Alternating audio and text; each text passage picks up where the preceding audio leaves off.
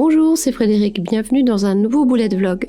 Ce sera un vlog très créatif, mais dans lequel j'ai aussi eu quelques galères.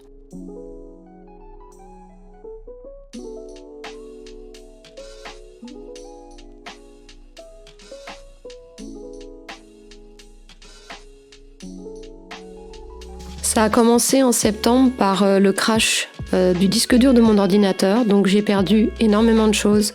J'ai perdu des travaux en freelance sur lesquels j'étais en train de bosser, j'ai perdu le montage de mes 3 derniers vlogs. Heureusement, j'avais déjà mis les photos pour le vlog de Toulouse sur Canva, donc j'ai perdu les originaux, mais j'avais quand même toute la trame. J'avais fait beaucoup de photos aussi pour des inspirations, pour des motifs. J'ai tout perdu, j'ai perdu des papiers, donc ça a été une grosse galère. Mais heureusement, j'ai de la chance parce que j'ai un ami qui s'y connaît très bien en ordinateur et qui m'a remplacé mon disque dur. Donc voilà, j'ai un nouvel ordinateur dans un ancien ordinateur.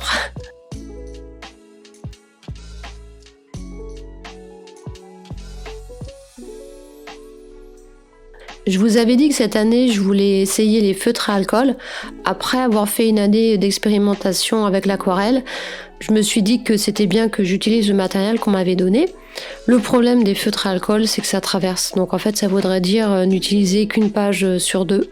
Donc j'ai eu l'idée de coller des pages de livres et je vais voir si je peux pas expérimenter des dessins en couleur sur des pages de livres. En espérant que ça ne traverse pas.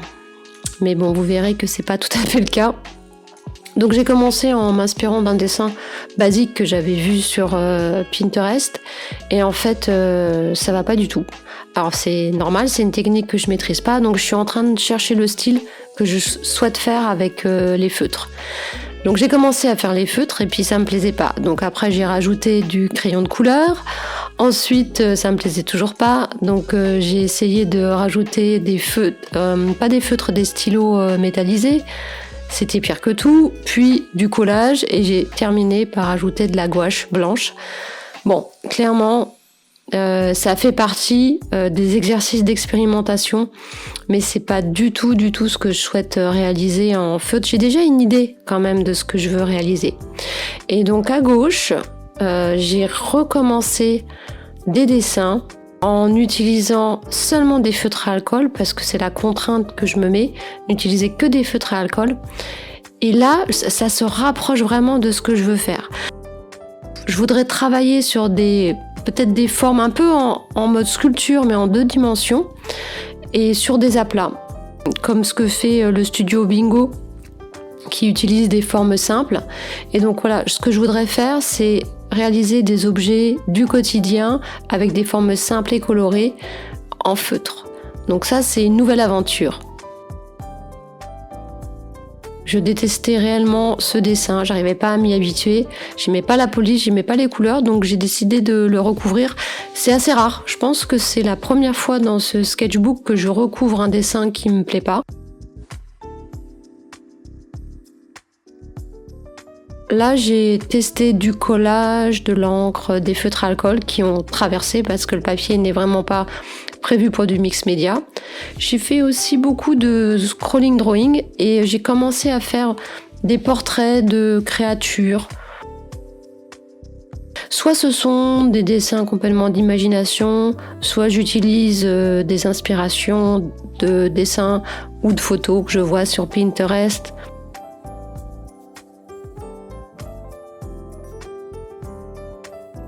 Là, j'ai refait ma typo Bambi Blues parce que quand même c'est une petite phrase que j'aime bien. Je n'ai pas encore terminé ce dessin-là avec la typo, je vais voir comment je le fais évoluer. J'essaie toujours de tester des mélanges de techniques sur certains dessins, du moins en collant des papiers, en rajoutant du crayon de couleur avec de l'aquarelle. Là, j'ai aussi testé récemment au lieu d'avoir un tracé noir pour les dessins, j'ai un crayon couleur sanguine, un feutre. Je crois que c'est Faber-Castell, il me semble. Le dessin est beaucoup plus doux.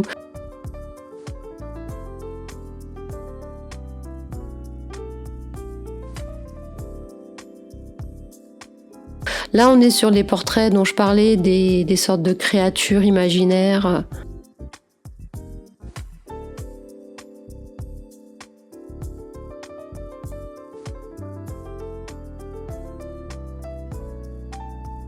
Lorsque je vois des petits dessins qui me plaisent, des fois je fais juste un crayonné, je ne sais pas forcément développer.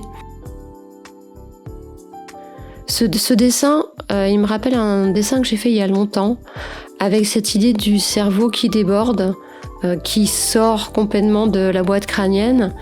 Et en fait, ça représente vraiment ma manière de créer. Moi, je suis pas du tout de ces artistes qui ont des art blocks. J'ai jamais de panne artistique. Au contraire, j'ai trop d'idées, j'ai envie de tester trop de techniques, et c'est ce que je fais d'ailleurs, surtout dans le sketchbook. Je suis jamais en panne. Je suis tout le temps en train de réfléchir, tout le temps en train de créer. J'ai le cerveau en ébullition, et ce dessin représente bien cet état dans lequel je suis en permanence.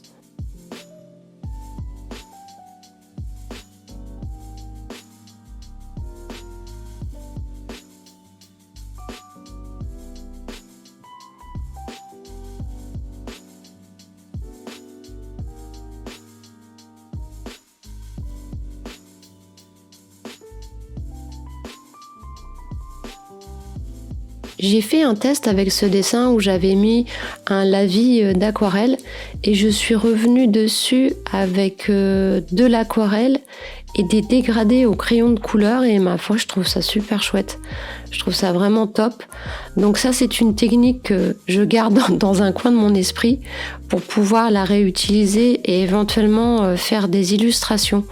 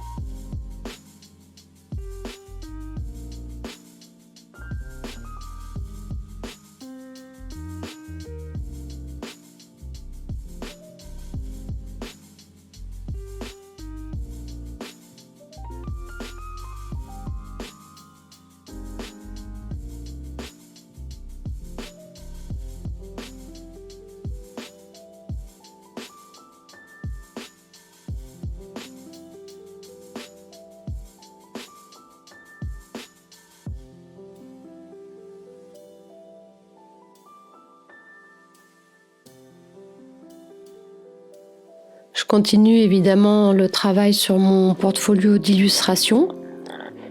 Donc ça, je le fais entre différents projets. Dès que je peux me poser à mon bureau, je me mets sur l'illustration sur laquelle je travaille. Ça demande quand même pas mal de temps parce que c'est des formats,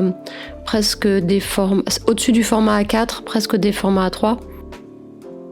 Donc la surface est quand même assez importante à remplir.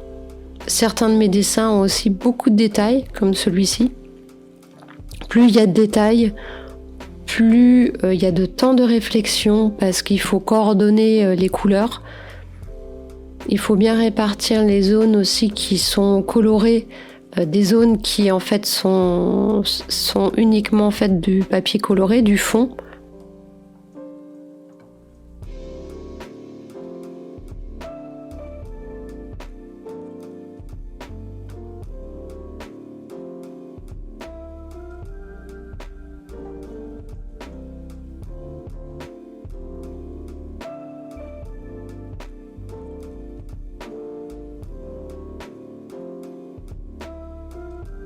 Alors là, je suis en train de travailler sur un très gros projet qui va me prendre, je pense, plusieurs mois. Une collection en rapport avec le Japon. Donc la première chose que j'ai fait, c'est déjà chercher de l'iconographie, m'inspirer, voir ce que je peux trouver en termes de design, de motifs. Ensuite, j'ai cherché une gamme chromatique sur la palette parfaite, et j'ai fait aussi en fonction des crayons de couleur que j'ai, parce que j'en ai pas beaucoup, ce qui réduit le choix.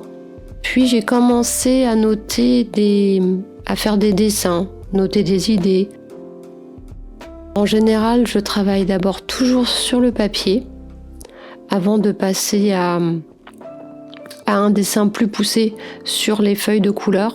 Je vais utiliser la technique que j'utilise déjà pour mes illustrations. Pour cette collection, je vais utiliser donc les crayons de couleur sur un papier coloré et je vais rajouter aussi des stylos de type métallisé. C'est un très très gros projet que je vais développer au fil des mois parce que je vais commencer par faire des produits en petite quantité, mais le but c'est d'avoir beaucoup de produits très différents déclinés sur cette collection et je vais aussi faire des produits digitaux. Donc ma thématique, celle que j'ai choisie pour cette collection, c'est la nourriture. Donc j'ai représenté des sushi bowls et des petites pâtisseries. Parce qu'en fait, ce que je voulais, c'est qu'il y ait aussi une concordance de formes. Donc là, on est sur des formes rondes. J'aurai aussi des motifs abstraits, des petits motifs qui peuvent servir, par exemple, sur des motifs de pattern design secondaire, en rapport avec la nature, les fleurs. Et je vais avoir 2 grands dessins principaux. Les poupées kokeshi et les éventails. Suivant les produits, je vais mixer certains des éléments pour faire de la papeterie, pour faire du pattern design, pour faire des stickers. Je vais tester 2 types de stickers, il faut que je fasse un essai là. Des stickers sur fond opaque, vinylique blanc, et des stickers sur fond transparent parce que je voudrais voir comment mes couleurs ressortent sur ces 2 types de stickers. J'ai des formes géométriques et le but ça va être après de jouer avec tous ces éléments. Voilà, c'est comme ça qu'on travaille sur du motif. Quand on est en traditionnel, on fait tous les éléments d'une manière séparée et après on va créer des compositions avec ces éléments. Donc c'est quand même un gros boulot parce qu'il faut déjà dessiner les éléments. Il faut les scanner, les détourer, donc les nettoyer et composer les motifs. J'aurai aussi dans cette collection 2 illustrations principales qui seront certainement des cartes postales, toujours sur la thématique soit la poupée kokeshi, la femme japonaise, soit la nourriture. Donc là j'ai fait un bento. Je suis hyper contente parce que cette collection, elle va être géniale. Je le sais déjà en fait. Vu ce que j'ai produit, j'imagine déjà ce que ça va être et la manière dont je vais tout décliner. Pourquoi je dis j'imagine ? Parce qu'il y a un élément que je vais devoir acheter qui va être primordial pour la création de cette collection parce que je ne souhaite pas tout produire moi-même. Le but c'est de faire des produits imprimés par un imprimeur, d'autres produits que je pourrais faire main en fonction de ce que je veux réaliser. Mais voilà, le but c'est d'avoir des types de produits très différents. Ensuite, évidemment, je me suis posée sur le budget parce que le but c'est de pas trop investir au début parce qu'il va falloir que je fasse produire. Donc déjà, je vais avoir un coût par rapport à la production. Comme je vais faire des petites quantités pour tester quels produits fonctionnent et ceux qui ont moins de succès, je vais pas faire beaucoup de marge sur cette première collection, au tout début en tout cas. Parce qu'il n'y a pas beaucoup de marge quand on ne commande que une vingtaine d'exemplaires. Donc j'ai déjà acheté tout ce qui était emballage, les enveloppes. Il faut penser aussi aux petits sachets pour pouvoir envelopper les stickers et les petits éléments pour éviter que ça se balade dans l'enveloppe.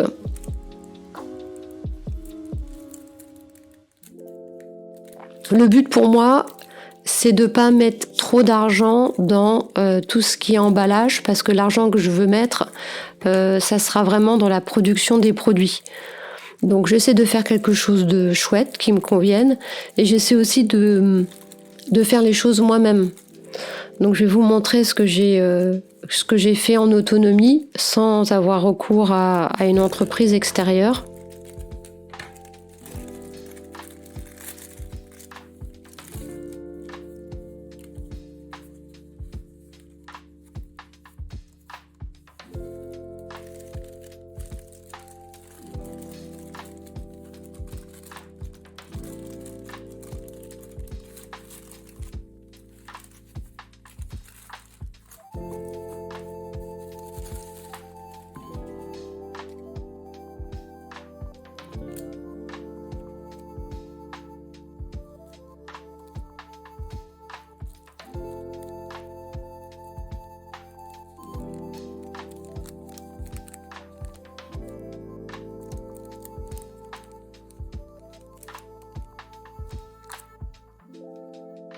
J'essaie d'utiliser des produits de recyclage. Par exemple, comme mes enveloppes sont jolies, hein, elles sont roses, j'en ai aussi des verts clairs.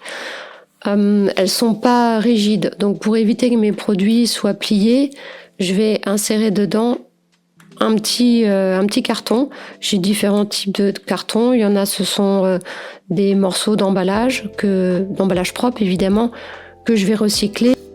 Ici, ce sont des intercalaires, des vieux intercalaires que mes enfants utilisaient pour le scolaire. Donc, pour pouvoir expliquer à la personne qui va recevoir mon enveloppe que c'est pas un déchet, c'est quelque chose qui a été revalorisé. J'ai acheté un petit tampon et j'ai mis « Hello, je suis Recycool ».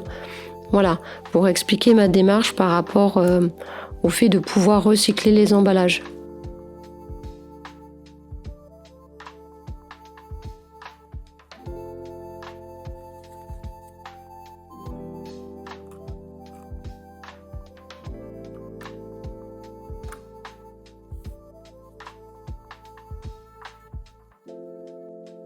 Ensuite, j'ai créé 2 tampons que j'ai gravés avec mon matériel. Le premier tampon, c'est un tampon ne pas plier SVP pour éviter qu'il y ait trop de casse avec la poste parce que bon, ils font pas forcément attention. Donc là, je vais tester le tampon parce que j'ai du mal à m'imaginer ce que je dois encore enlever. Il faut vraiment faire un premier ancrage, tester et ensuite, quand on voit le résultat, enlever les parties qui nous conviennent pas. Il reste toujours des petites parties qui dépassent, qu'il va falloir affiner.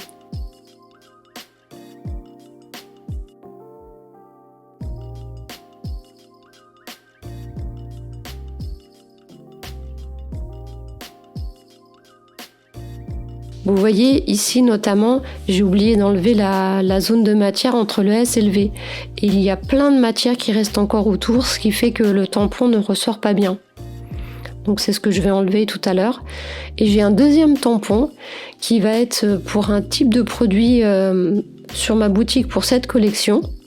Je vais vous laisser découvrir ce que c'est.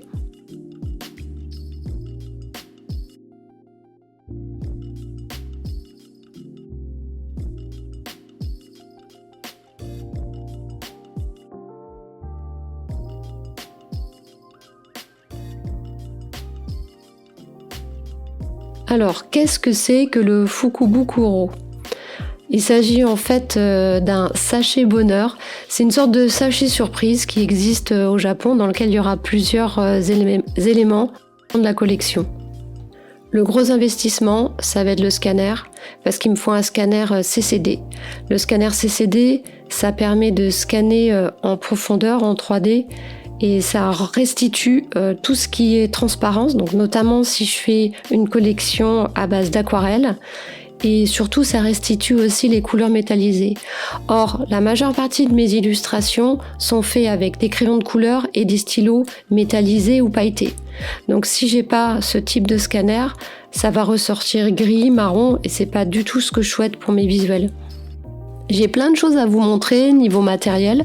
Alors c'est vrai que c'est rare que j'investisse parce que je trouve que je fonctionne très bien avec ce que j'ai déjà.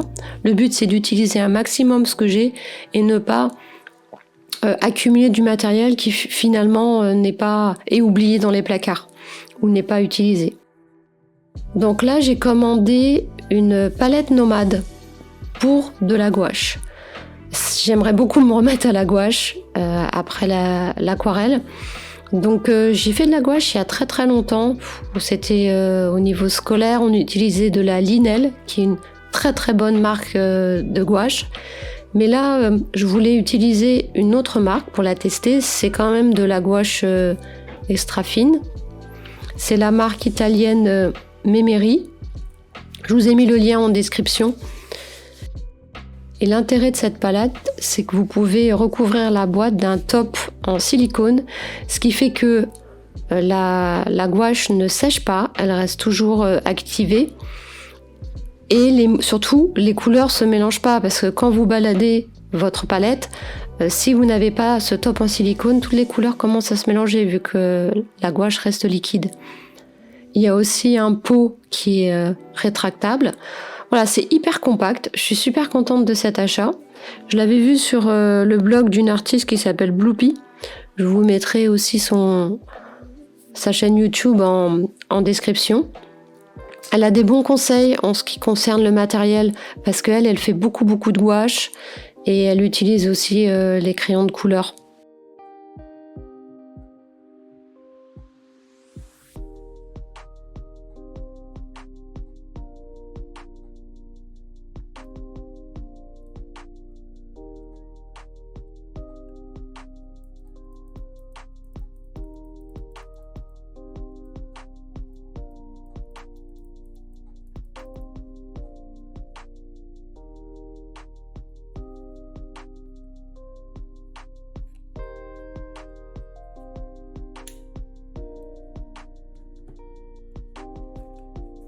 J'ai aussi commandé des pinceaux de voyage.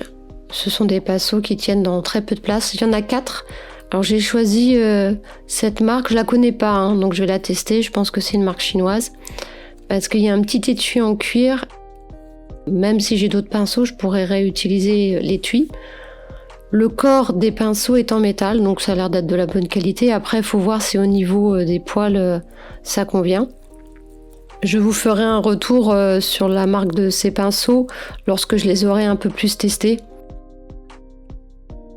Donc voilà, très contente de ces achats pour tester une nouvelle technique et développer d'autres types de produits. Je sais déjà plus ou moins ce que je vais faire avec la gouache. Je pense réaliser des émas. Je ne sais pas si vous savez ce que c'est. EMA, ce sont des sortes de petites plaques en bois avec une cordelette. On les trouve dans les temples au Japon et c'est un peu l'équivalent des ex-voto mexicains. Donc en fait, vous dessinez des petites choses sur la tablette en bois et vous pouvez l'accrocher dans le temple. Donc le but, c'est de proposer ce type de produit qui sera fait main du coup sur ma boutique et qui me permet de travailler la peinture.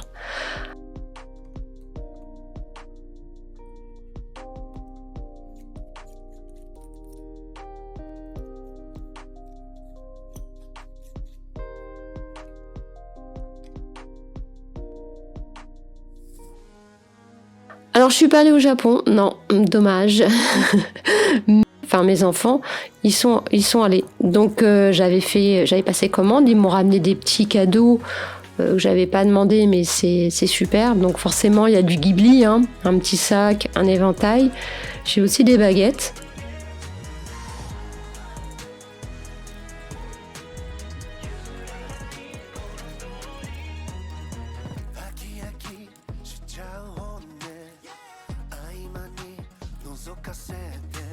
Ça, c'est une serviette onsen. En fait, au Japon, ils ont tous des serviettes comme ça parce que dès qu'il fait un peu chaud, ils transpirent et en fait, ils s'essuient.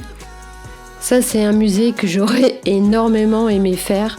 C'est le musée qui est dédié à Serizawa Keisuke, qui est un grand maître dans tout ce qui est peinture textile. Donc, il a carrément un musée qui lui est consacré. Je vous mettrai en lien, en description, des informations sur cet artiste. Et enfin, le clou du spectacle. De l'aquarelle à Holbein. Ça, c'était ce que j'avais commandé en fait. Voilà, je voulais absolument avoir de l'aquarelle Holbein parce que c'est une aquarelle très fine qu'on a du mal à trouver en France, il faut la commander, enfin voilà, c'est compliqué et là-bas elle est pas chère surtout. Donc voilà, je suis super contente là, jusqu'à la fin de ma vie, je pense que j'ai ce qu'il faut au niveau aquarelle, puisque j'ai celle que j'ai fabriquée à partir de mes 3 tubes d'aquarelle Winsor & Newton, je crois. J'avais fait ma propre palette. J'ai aussi le pastel que j'ai acheté lors du vlog sur Toulouse. Vous pouvez aller voir toutes ces informations-là sur mes anciens vlogs. Et maintenant, j'ai en plus l'aquarelle Holbein. Alors, il faut savoir que dans l'aquarelle japonaise, il y a du blanc. Voilà, ce qui n'est pas le cas dans la pratique de l'aquarelle en Occident, puisqu'on utilise le blanc du papier. Donc là, je vais pouvoir en plus atténuer les couleurs avec le blanc.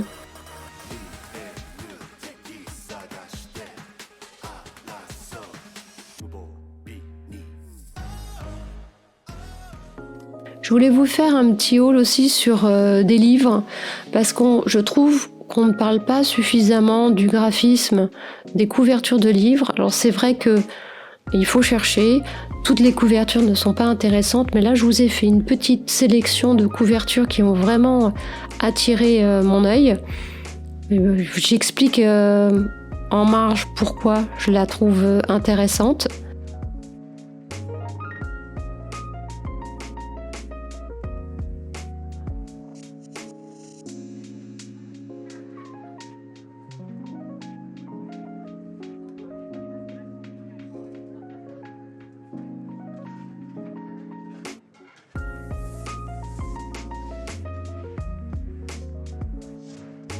Je voulais aussi vous faire un petit retour sur cette exposition du photographe Colin Delfosse. C'est une expo qui a eu lieu à Nice, mais qui tourne un peu partout en France. C'est très intéressant. Ce sont des photos qui représentent des performeurs dans les rues de Kinshasa. Ils ont créé des costumes à partir des déchets. En fait, comme Kinshasa, c'est la 3e ville la plus peuplée et la plus polluée du continent africain, c'est une manière aussi d'attirer l'attention sur les problèmes de déboisement, de surconsommation de plastique, de pollution, etc. Voilà, j'espère que vous avez apprécié ce vlog. N'hésitez pas à liker et partager pour soutenir ma chaîne. Au revoir!